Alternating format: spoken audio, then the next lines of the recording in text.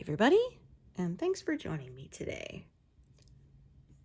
I have moved my frame over for the first time of many. I think I move it about 9 or 10 times across each pass, and there's 8 passes, so do the math. It's quite a few. But anyway, working still on kind of the forest in the background. This is where a evergreen branch is coming in, I think. So there's a fair amount of confetti. There was yesterday, or not yesterday, last time I stitched with you all too. And we will see how far I get. I think I have one more session by the end of this month.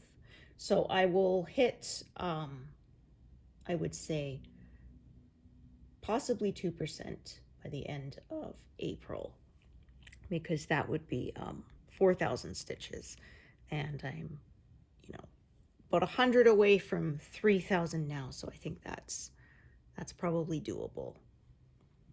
Alrighty. Just kind of looking ahead here. I'll probably limit myself to sort of these 3 big squares at the top for now, and I will work further down later. Possibly even later today. Won't be on camera, but. So if you hear a mechanical engine kind of noise in the background, that is my neighbor's snowblower, because yeah, it snowed again. In fact, it's still snowing as I stitch. It was about, I'd say 4 inches fell last night, and seeing there's probably another 4 to come over the next day. We actually have a snowfall warning in effect. So I thought we were done. I hoped we were done, but having lived here in Alberta for over 20 years, I knew we probably weren't done. Oh man. And it's going to get well above freezing within a few days, like plus 17 Celsius. So it'll all melt, so it's just enough to make a nice big mess of everything and be a pain. Nice to get the streets all covered in ice again after they were just about nice and dry.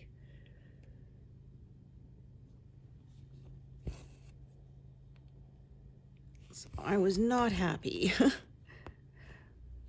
That doesn't look right. Fortunately, I do not have to go anywhere today, but I will tomorrow. So that kind of sucks. It's not super cold, so I didn't have to plug in my block heater, but still, I was hoping I would be done with this winter. As I sometimes say, what a lovely winter we're having this spring. Another thing that sucks too is now I'll have snow on the roof of my car again, and then when it melts it will slide down on the windshield. And I had a couple of times that a huge chunk of ice came down, and well, one time I used my wipers and the piece of ice got wedged under the wiper, so I was wiping the ice back and forth across my across my line of vision, so that did not help at all. But there's a few times it was so much that slid down when I stopped at a stop sign or was on a little bit of a hill, that it was so heavy on the wipers, I was afraid to use the wipers because they were so pinned down. I was afraid I would burn out the motor or something. So I had that one time that the piece of ice got stuck under the wiper. I ended up having to open the window and stick my head out so I could see well enough to pull over to the side of the road so I could remove it. Because I had someone say, well, why don't you reach out and grab it? I said, my arms are not that long. So I had to pull over, put the car in park, and actually get out and grab it and chuck it into the ditch. Oh. In fact, sometimes if I have time and I remember, if I've got a bunch of snow on the roof of my car and I know it's going to melt, I will bring out a step stool and actually use a snow brush and wipe all the snow off. Because I'm too short to reach the to reach the roof without a little help. I had one time I was waiting to pick up my son from school, and I had trouble with the snow kept falling, and I had to stand kind of on my my car tire to reach up that far because I didn't have anything else to stand on. So I had the door open, my arm sort of around the post, and yeah. I'm trying to clean the snow off my roof. Yeah. I didn't check the weather forecast before I went to bed last night, so when I walked out this morning and saw 4 inches of snow on the ground, I was just like, you've got to be kidding me. We started going for walks outside again, so I was really glad we did that a couple times last week because now it's gross again.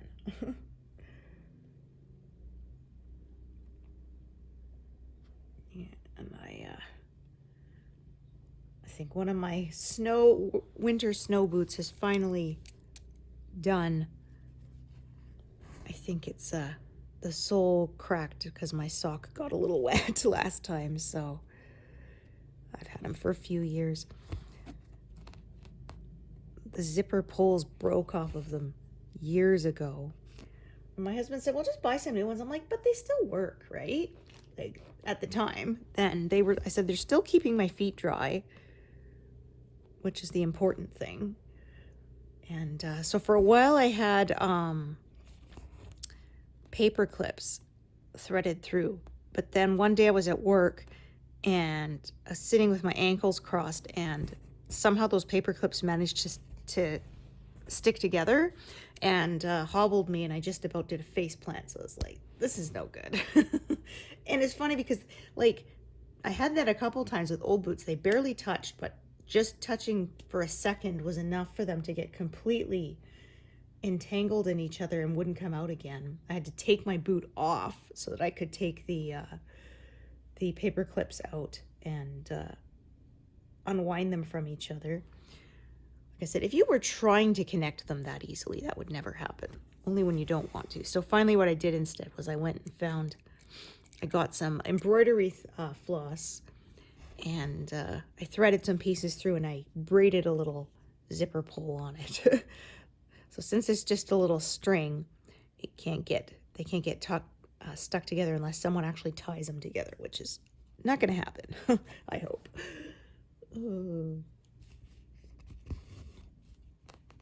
Actually, it was funny because it's my left one now that I think sprung a leak. I was expecting it to be my right foot because that's the one that's got more cracks in it on the top because it's my driving foot.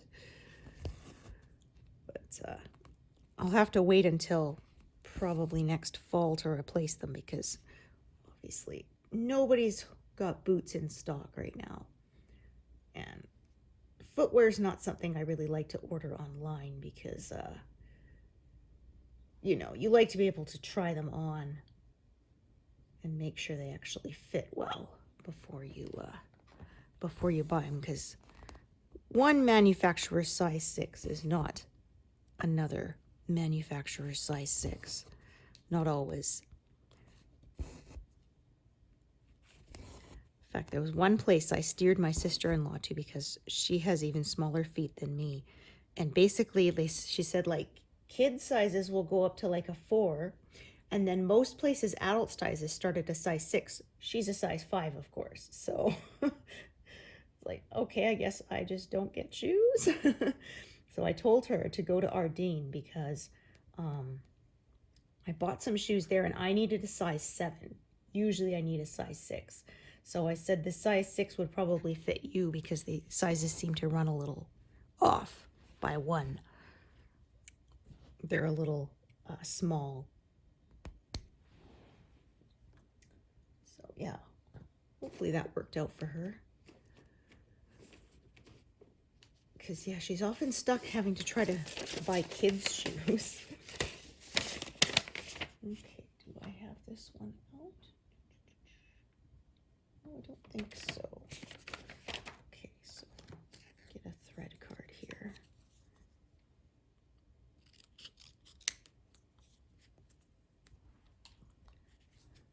So I used to just take my thread cards and move them between projects when I was switching working trays, but I decided now, you know what? I can just keep each project can have its own thread card if they share the same color. So the envelopes go into the tub, and I have 2 tubs, one for each of my projects here. And so it's easy to just swap them back and forth, because I'll get in my seat and all settled in and then realize the thread card is in my other working tray, and it's a pain to get up and switch it over. So so did you know what? I'll just have a second thread card. They're just little pieces of cardboard. I cut apart a cereal box. So I write the number on it, cut a little slit, and then the little extra pieces kind of hook into that little slit and keep them all in one place. All right. Yeah, we went out, like I said, went out for a walk the other day, and we ran into one of our friends with her dog, and her dog hadn't seen me in a long time, and he doesn't usually jump up, but I was like, oh, hello. He's a big sweetheart. And she said it's funny sometimes if she was going for a walk, if they were walking near my house, he would try to go down our street so he could come say hi. Because sometimes that's what happened. She'd be out for a walk and she would text me, hey, you want to come join me? I'm walking by your house. So I often would get a little exercise and have a bit of a visit. Always a good thing. All right, so this one I'm going to have multiple strands of this color. The leftover bits are too short for now, but I'm sure there will be a place to use it later.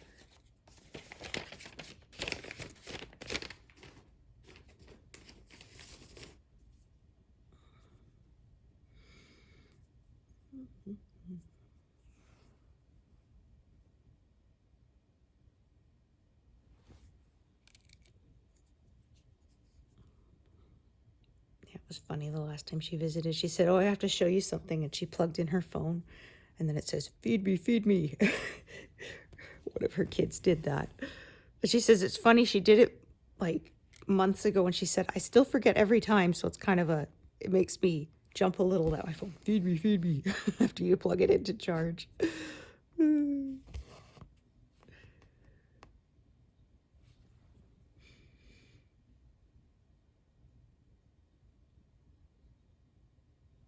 Yeah, we have kids around the same age. She has a couple older than mine and a couple younger than mine.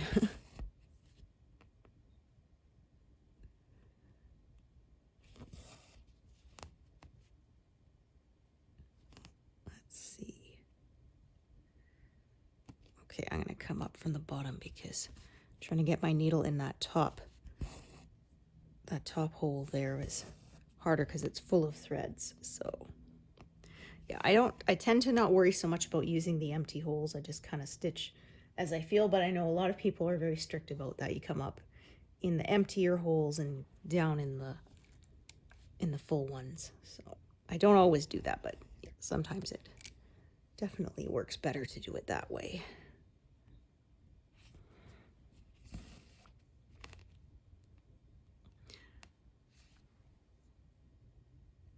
Yeah, I was surprised by the snow because often I get a warning in my bad ankle. I guess it's not a lot of a temperature pressure change this time, but a lot of times, yeah, if my ankle's especially hurting and I didn't do anything to it, I'll look at the forecast and, oh yeah, there it is. Big storm coming in.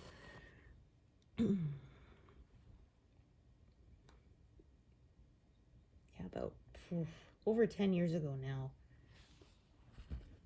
We were walking, and it wasn't in our hometown, so it wasn't a familiar place, and I didn't realize the sidewalk ended. And when I stepped, the toe of my shoe hit the ground, and then my whole foot rolled forward. And that hurt really bad. I had to wear a brace for like a year, and yeah, it's never been quite the same.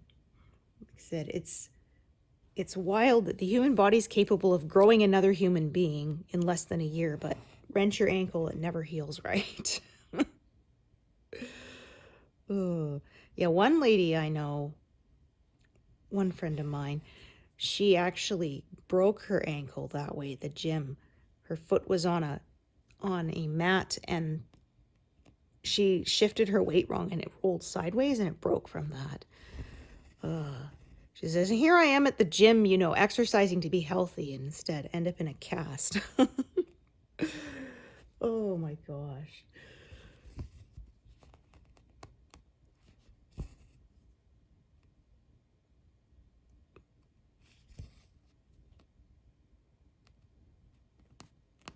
So you can see this area is quite confetti heavy.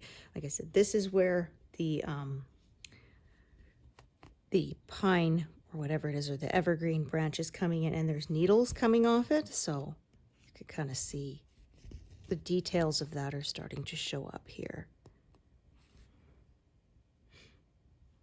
So talking about the weather change, yeah, saw we have the snowshoe hares in our neighborhood, and there was one in our yard yesterday, and his winter coat was almost gone. So you could see a little bit of it, the white, but most of him was brown again. I guess they're going to be, oh, I shouldn't have tied that off. I just realized, oh, well, it's too short now. Actually, it probably would have been too short to do those last 2 stitches anyway, so it worked out. Yeah, I had some big blocks the other day, but today is definitely not that. You can see there's more coming up here, bit of a bigger area coming up here, so around row 70 is probably where I'm gonna make my break, fill all that in, and then move it over. But that'll probably be in May, I would think, because like I said, I think I have 1 session left after today, so I don't think I'll get that many done yet. But a pretty good start. This has been a productive month. I got my last project finished. That doesn't look quite right. Or at least the stitching's finished. It hasn't been finished yet. I haven't gone to the fabric store. I was thinking of going today because I didn't expect it to snow. Oh, I'll go sometime. And I've had a few suggestions for colors to frame it. Somebody said pick a blue from the peacocks, which I might do, but someone else suggested maybe purple, like some of the flowers that were around it.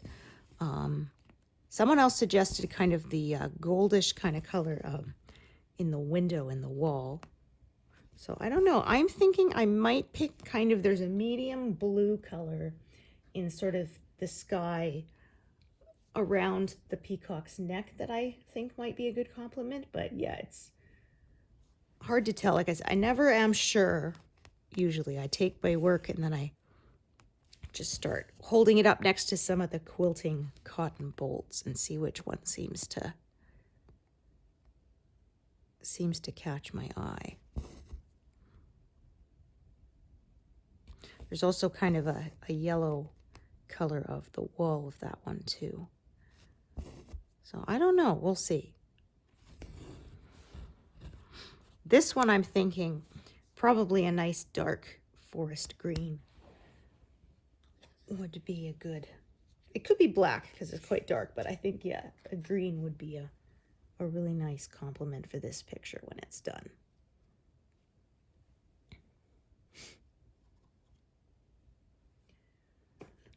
But that's a ways away. I'm thinking 2 years to finish this one. Maybe more, maybe less. We'll sort of see what life throws at me.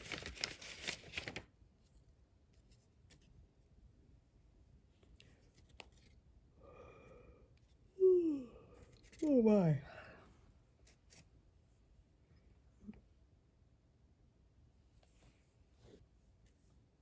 My firefly piece, I definitely plan to frame in black. But that one's a really long ways away because it's over 500,000 stitches. And I'm like 20% of the way through, I think, last I checked. So that one is going to take a long, long time. Like I said, the last couple of months I haven't had a chance to work on it. I hope to get a few days in this month.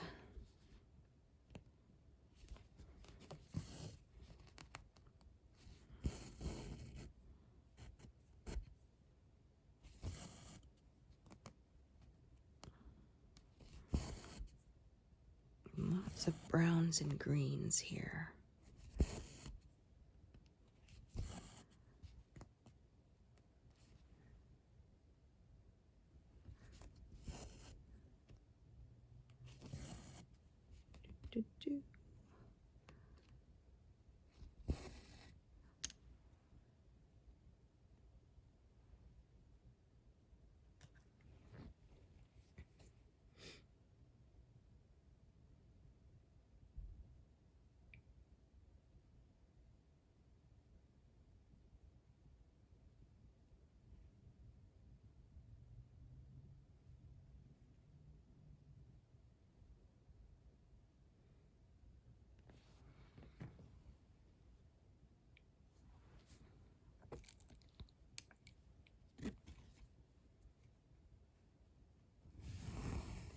And this is not a max color pattern, but still, like I said, you can tell there's a lot of detail here because there's a lot of colors parked.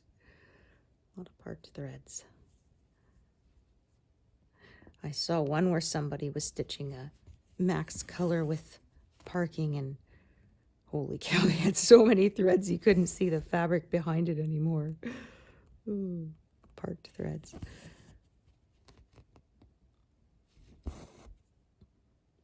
My firefly piece is 150 colors, and I've sworn never again. The standard around 90 colors I find is where I like to work. The shading is still really good without getting overwhelming. Because yeah, the max color, they use 240 colors, and that means a lot of confetti. There's a few people who said, yeah, they started with the max and ended up abandoning it and going to the regular later. And unfortunately, that meant they had to restart the whole piece because the colors won't match. And the symbols will be different between the patterns. So they also have, Heaven and Earth Designs has color expansion, which is about 150 colors if you prefer somewhere in between. But yeah, like I said, I'm stitching one now that has 150 colors, and I'm finding it a little overwhelming and wish I'd gone with the 90. This piece is 87 colors. So just under 90 colors. My last one was 90, the peacocks. And like I said, it was a very colorful piece. I was very happy with it. Very bright and vibrant. And I've said often, I find with cross stitch does tend to stitch up a little bit darker than the original artwork. And I've found that kind of consistent across different designers.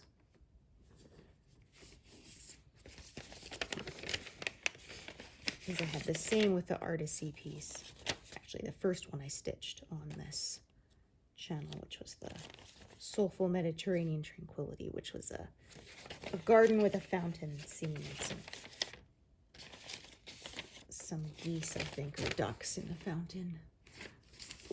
Swans, actually. Yeah, right. I think that's what they were.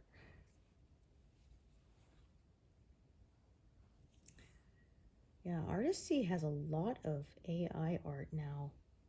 I like to sort of, you know, keep up with designers. I like to watch their new releases as they come out to see if there's anything I want to get. And I've noticed that they do label them, but it seems like half of their patterns now are AI generated. I know a lot of people don't like that. So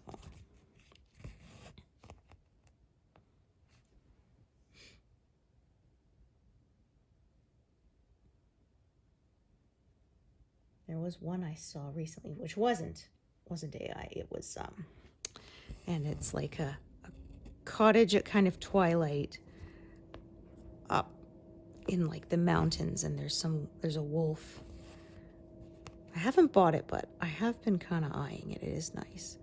But it's like, I don't know, because I already have a wolf pattern. And I've already done a kind of Northern Lights piece. So I don't know, but maybe I will, you know. There's no law saying that I can only do one of each. Stitch whatever you want.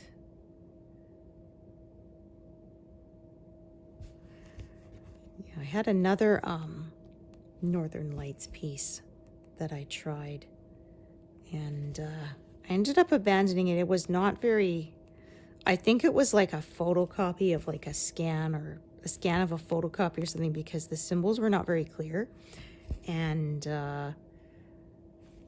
I stitched about 30% of it before realizing I'd stitched some of the colors wrong, because this, like I said, the symbols were not clear, and I mistook one symbol for another. And I did it in kind of this yellowy color when it was supposed to be green, and it was far enough off that it didn't look right.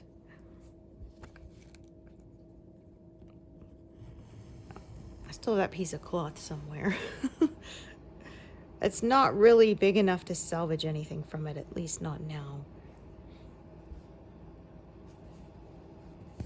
But I can't make myself throw it away either, so.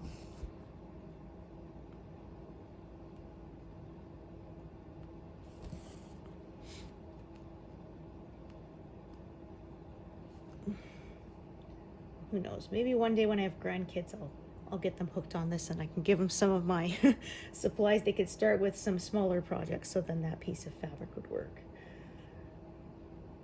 Or who knows? Maybe they'll be ambitious enough to jump right into one of these big full coverage pieces. I know some people, actually, that's where they began.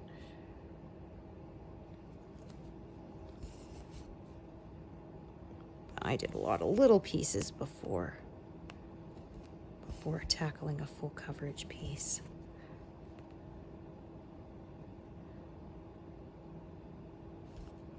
I was so much slower. I did a dimensions, I think, patterns, which was some angels.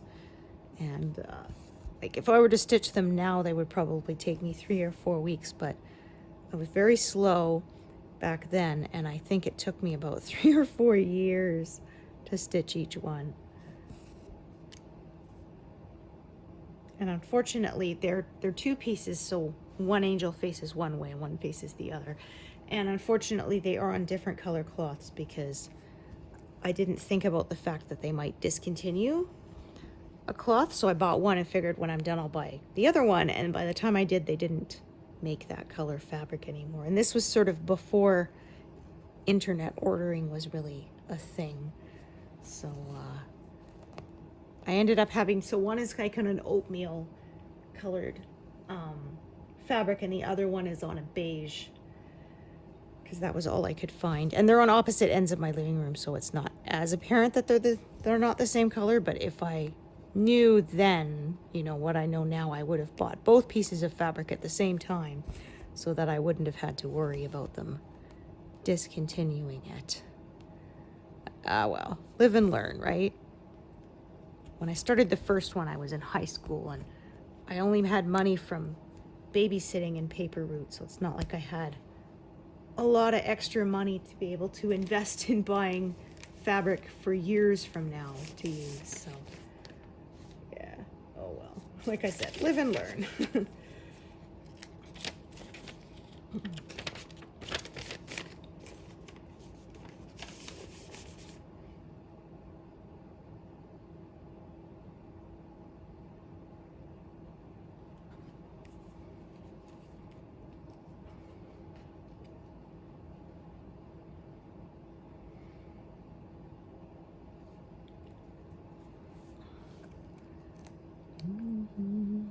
Yeah,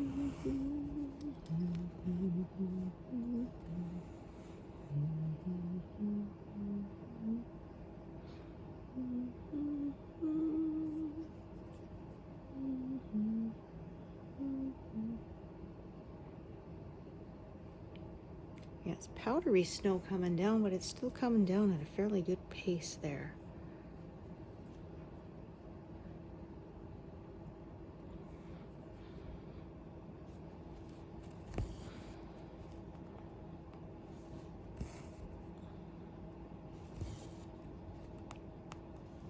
There's a bigger blob of color there. Like I said, this is around 70 is probably where I will make a break.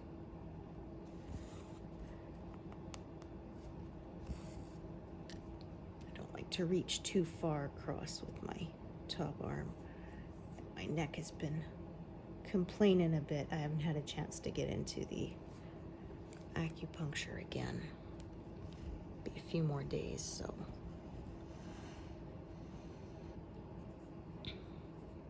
It hasn't been bad. It's not threatening to spasm or lock up. It's just really sore.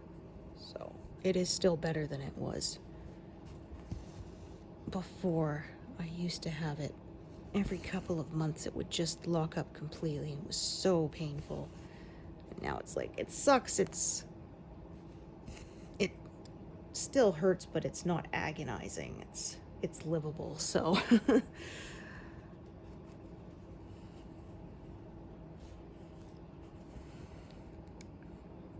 was funny because I saw memes about, you know, getting older, and they said, oh, now you can't turn your neck all the way to the right anymore. I said, oh, I haven't been able to do that since I was 9, so this is nothing new to me.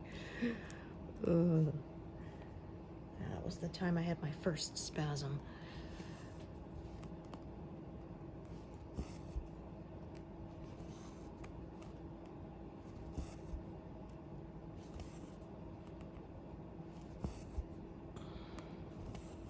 It was actually one of those special pillows with the curve on the edge that's supposed to help with neck support. That's actually what caused it. I found I actually need a very flat pillow to keep things from going out of alignment.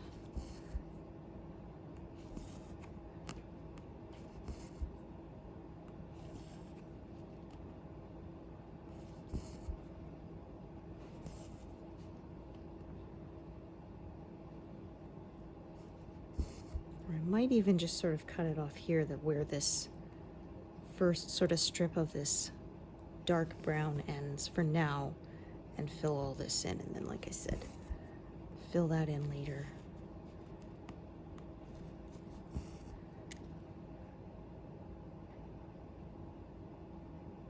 Oops. There we go.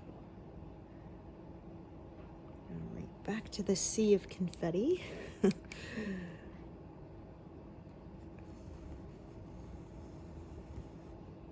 Oops, that is only one strand. That won't work.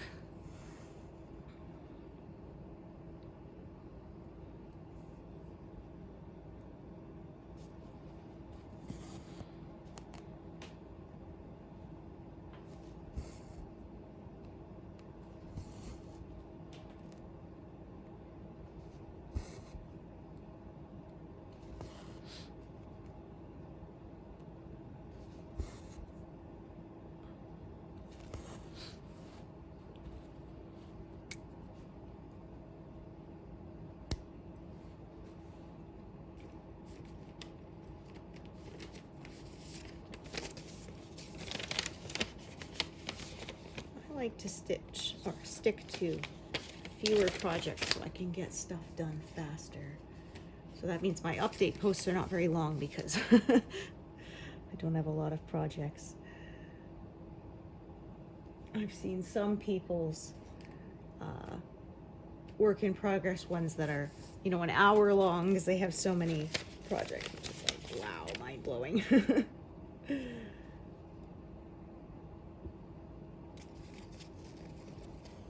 Now for knitting projects, we're not going to talk about how many of those I have going. Not dozens, but yeah, it's significantly more than, 3.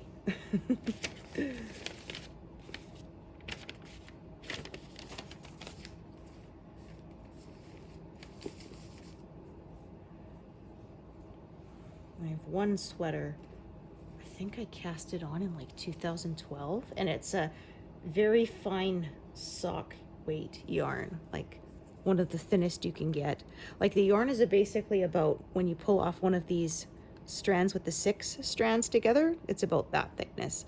And so yeah, it's I did all the interesting part. It's got a cabled yoke at the top, and then now it's the plain body, and I pick it up every now and then and do a few rows, but I think like each row is like, it takes like 7 rows to make each 1 inch high, and because it's thin yarn, it needs like 300 stitches around or something ridiculous like that. So as you can imagine, the plain knitting is a lot of stitches. And the needles I have to use are so thin that they can make my fingers sore, because I tend to push on the tips. I know I probably shouldn't, but that's how I learned, and trying to relearn how to do it now would be really difficult. So I need to replace this envelope. It's starting to split at the bottom. Set this aside. Eventually these envelopes do wear out. Well, what happens is then the envelope becomes a shopping list, and then it goes in the recycling.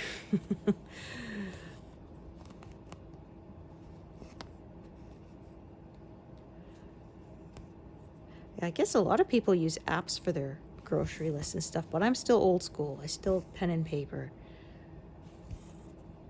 Well, there's a couple of times I left it at home, and then I had to phone my husband or my son. Please text me a picture of the list. I left it on the table.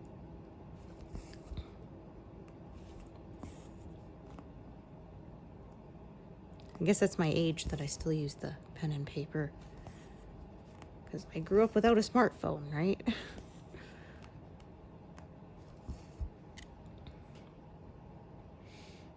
Yeah, whenever my husband will tell me, oh, can we pick up this? I'm just like, write it on the list. If it's not on the list, I will not remember it.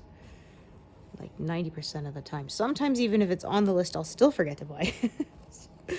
The other day, I was going to make fajitas for dinner and then realized, I forgot to buy the tortillas. And I had written it on the list and I still forgot it. But luckily, the weather was nice that day. There was almost no snow on the ground, so I just walked.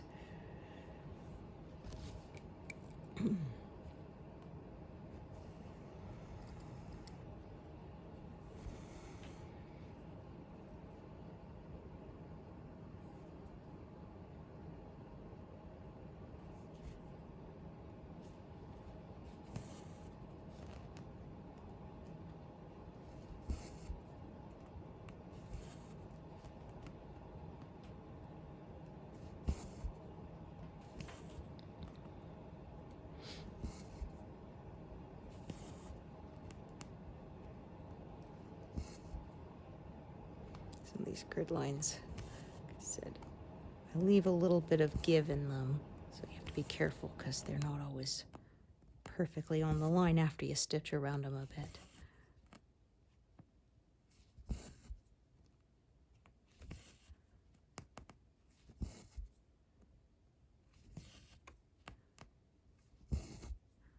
Sometimes I'll actually purposely kind of stitch over it with 1/2 stitch to kind of just keep it where it's supposed to be.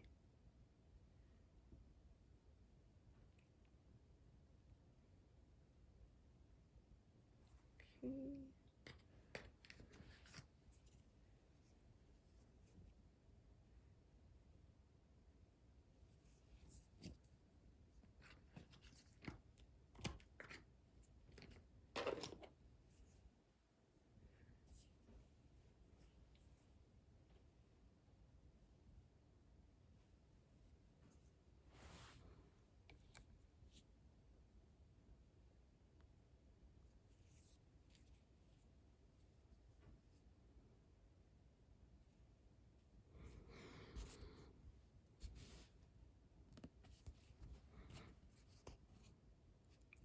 make sure nope, I was about to stitch that in the wrong place. Yeah, and then I went, wait a minute. Where things are parked isn't matching what I'm looking at. Oh, I still almost did that in the wrong place. My gosh. And this is why I use grid lines. Yeah. I went, wait a minute. I should be 3 away. There should be 3 stitches between where I'm stitching in the grid line, and there were 4 or 5 even. So that was not right.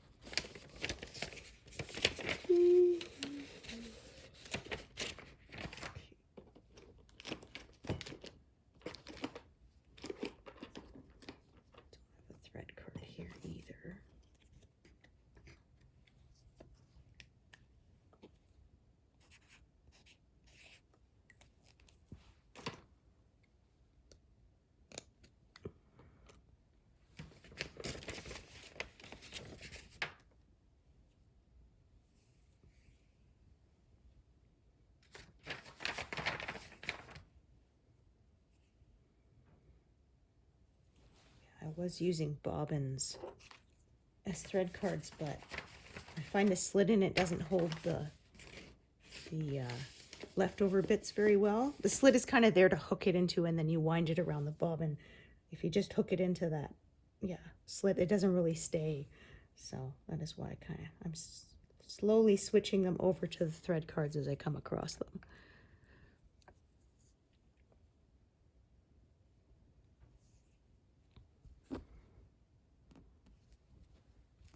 This was where I was going to originally stitch with that other color, and that would have been incorrect.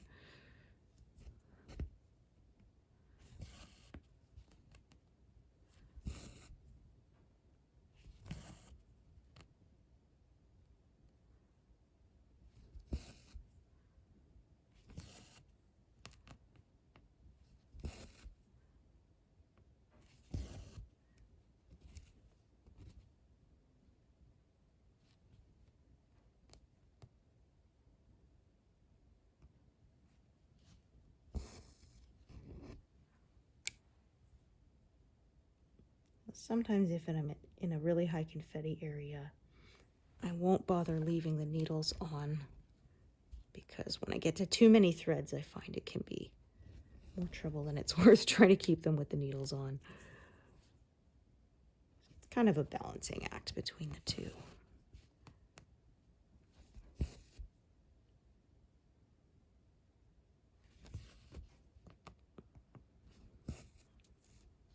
Some days I hit 200 in an hour, but this will not be one of those times. But I tell myself all that detail will be worth it. Even if it's a bit of slow going, it can be frustrating while you're stitching it. I will be happy when it is done that I did it.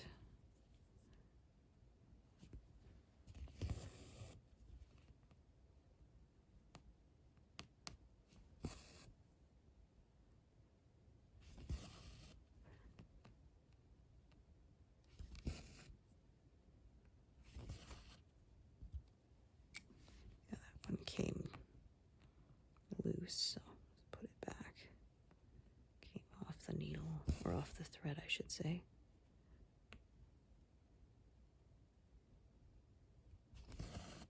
Oh dear. Yeah, that is not what I'm trying to do.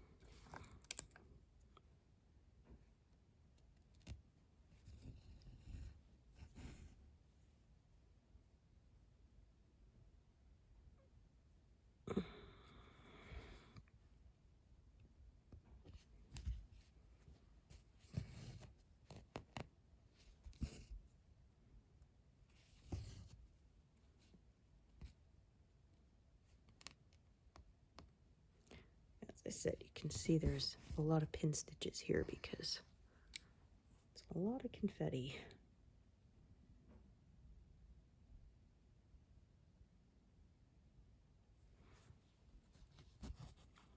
Okay, so I've got one strand here. I'm going to check out the other strand there. That's a longer one. Okay.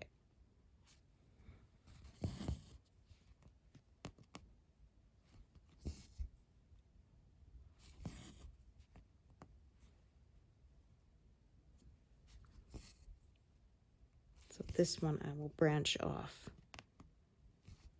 over to the right, and the other one will carry downwards.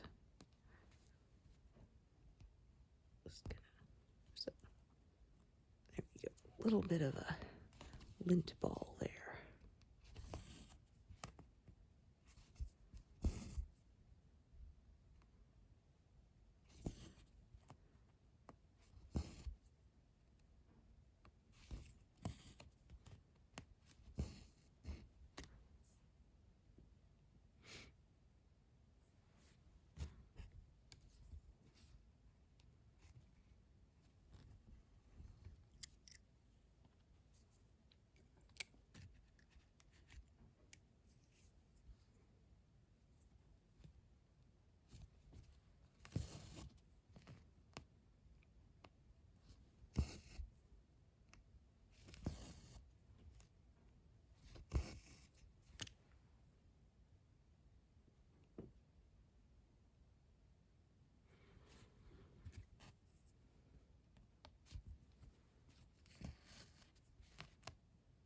So this is a shorter piece, so carry it that way and it'll run out probably. So I'm just going to unthread that because I won't be working. Yeah. I said row 70, but actually I think around this grid line, row 60. Darn it. There we go. Kept on accidentally selecting ones that were already stitched rather than the unstitched one. Okay.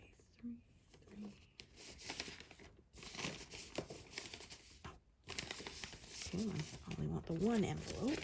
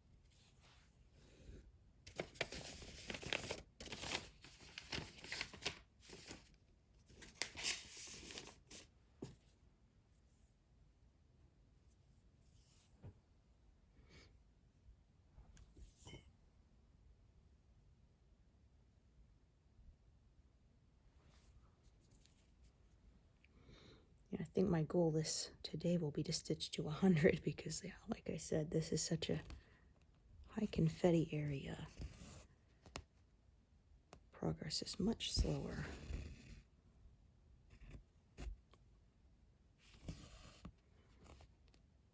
That should bring me to 1.5% total completed.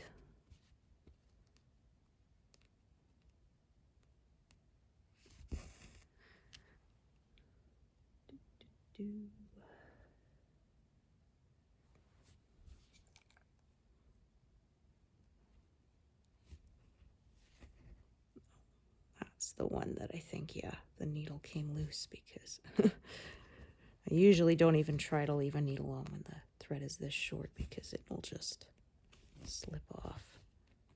Isn't enough thread to hold it in place.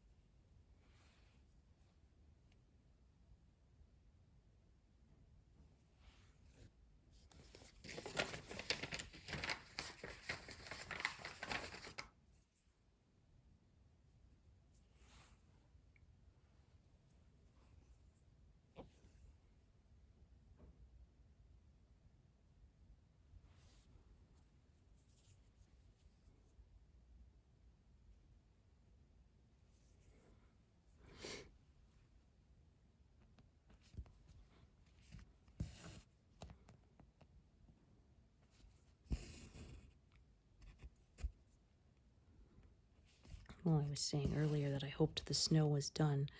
But yeah, I've told the story before. We had enough snow once, May 29th, for my kid to make a snowman. And it melted by, lunchtime, but still. It was just nuts.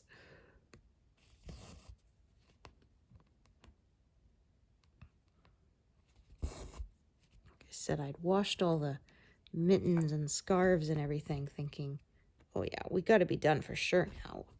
It's almost June. Nope, surprise.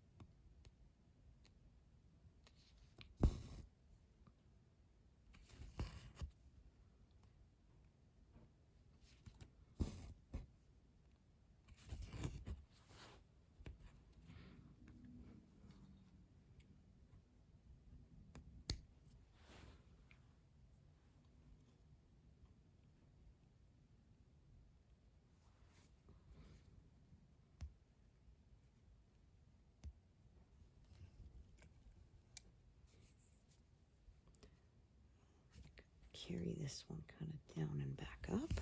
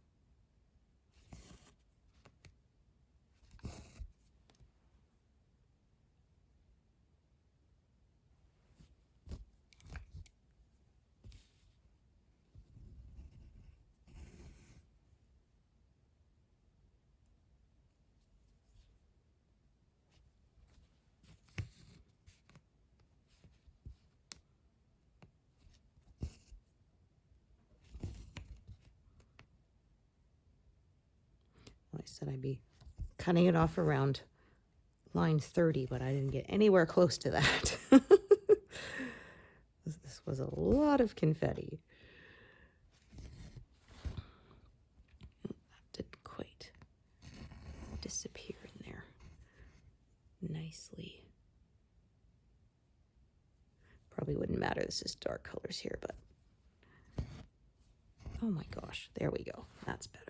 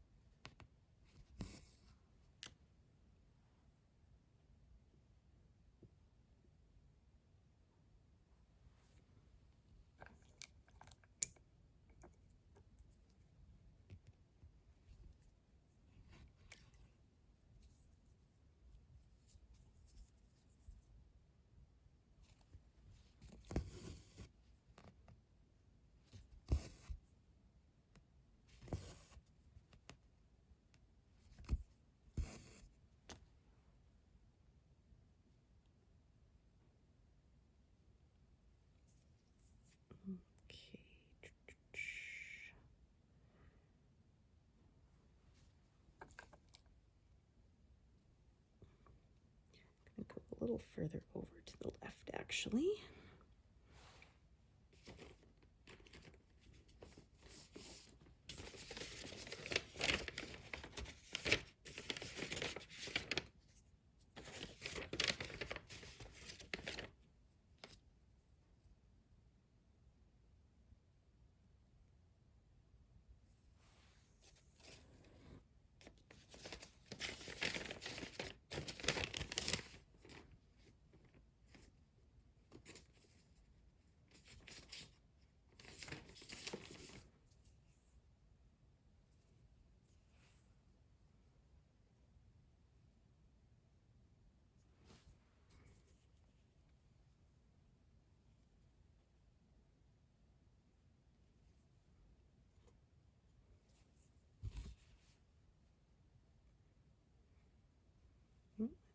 a look here.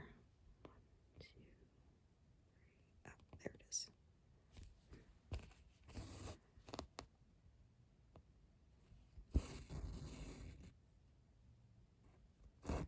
Oops.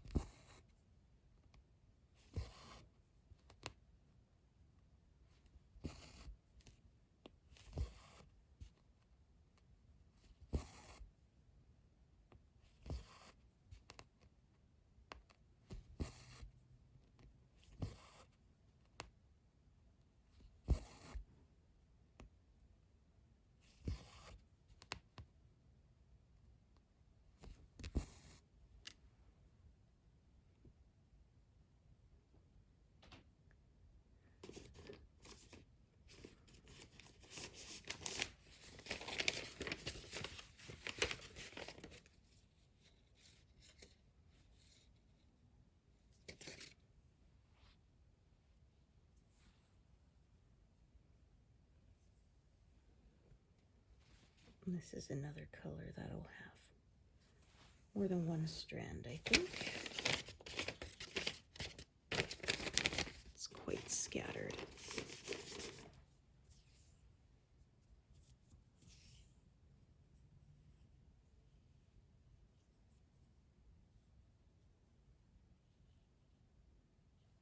Oops.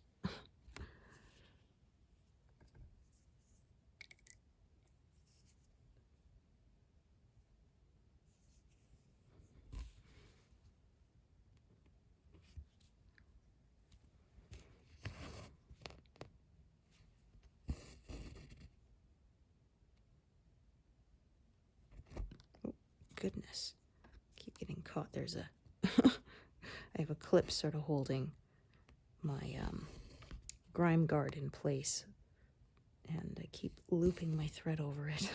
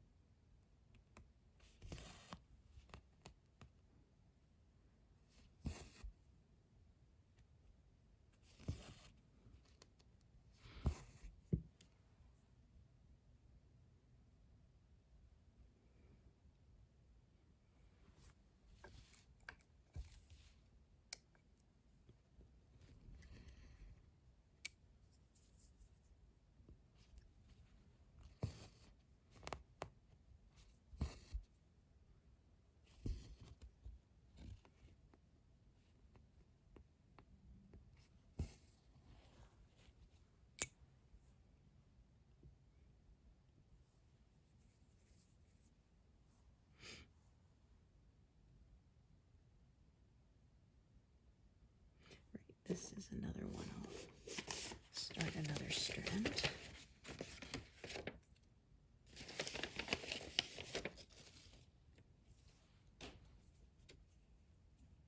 So some people would prefer to sort of do that one strand or one stitch kind of off on its own, but I don't like to do that because when I leave gaps, I make mistakes.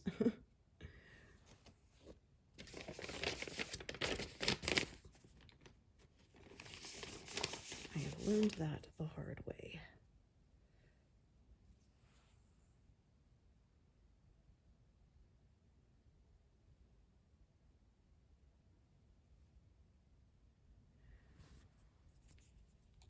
Okay, so 10 more stitches and I'll have reached 100.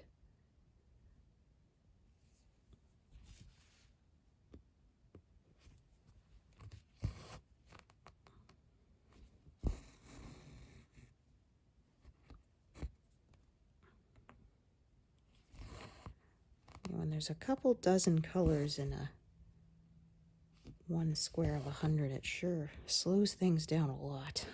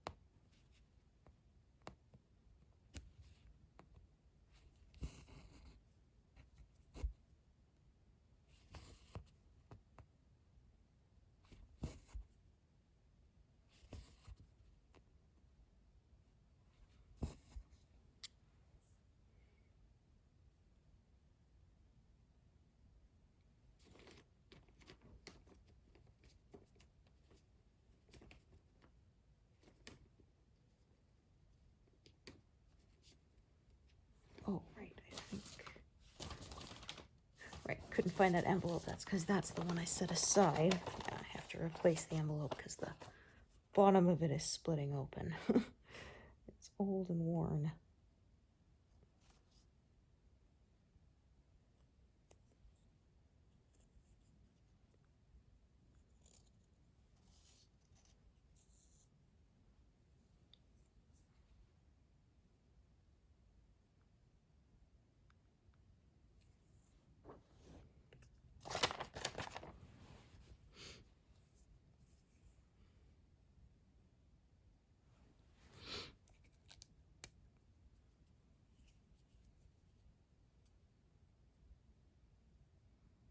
Oh yeah, and look at that. I'm at 1.5. Technically, actually, it's 5 stitches away, but like I say, on these high stitch count projects, there's a bigger margin of error for. So I had that when I was finishing my last project. It rolled over to say I was 100% done when it wasn't quite.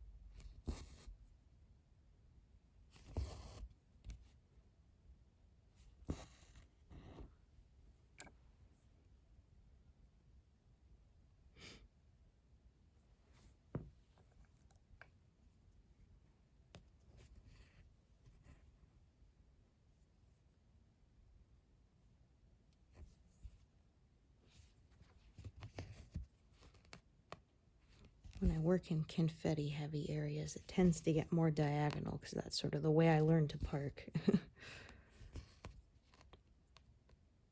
When the motifs are bigger blocks, they tend to follow where the color goes more.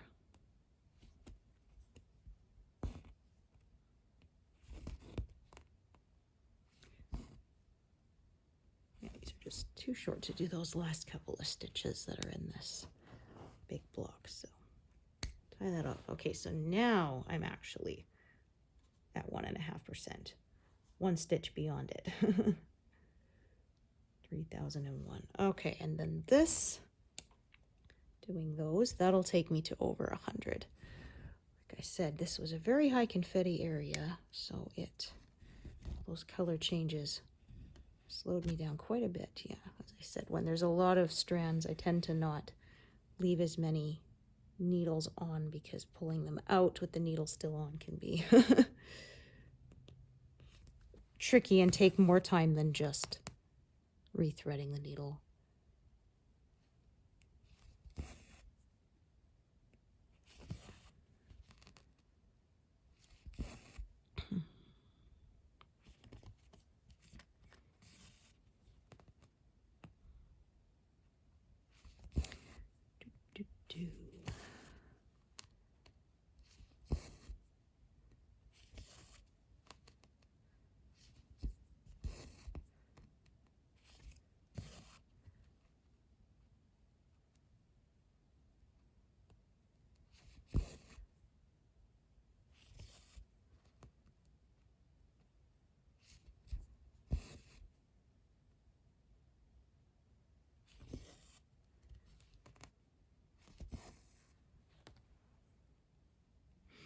Okay, there we go, 102. So thank you so much for joining me today, and I hope to see you here next time. Thanks, everyone. Bye.